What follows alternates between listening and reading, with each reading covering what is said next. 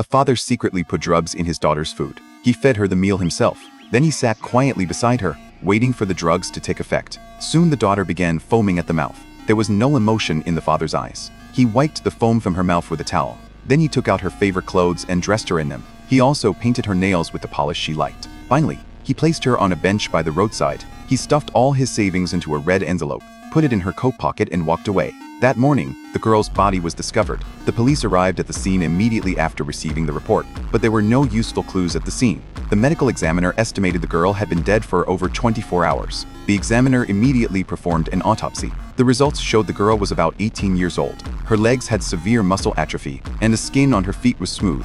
This was likely caused by long-term paralysis, but her teeth were worn down to a level typical of a 30-year-old adult. The examiner suspected she had eaten rough food for years and came from a very poor family. The most puzzling finding was old internal injuries. This indicated she had been sexually active for a long time. But how could an 18-year-old girl with paralyzed legs have sexual experience? To solve the case quickly, the police issued a public notice asking for tips. Soon, a homeless man came forward claiming to have information. He presented a white canvas bag, lying that he found it near the victim. The police thought he looked very familiar. They compared him with a screenshot of a suspect from surveillance footage. The homeless man panicked immediately. He had no choice but to confess to stealing the girl's wheelchair and canvas bag. It turned out he had discovered the girl's body much earlier, but instead of reporting it, he stole her valuables. The police quickly identified the girl through the ID in the bag. Then they located her home. When the girl's father returned, he showed no sign of panic. It was as if everything had gone according to plan. It turned out the man was a construction worker at the bottom of the ladder. His wife had to take care of their paralyzed daughter and couldn't work.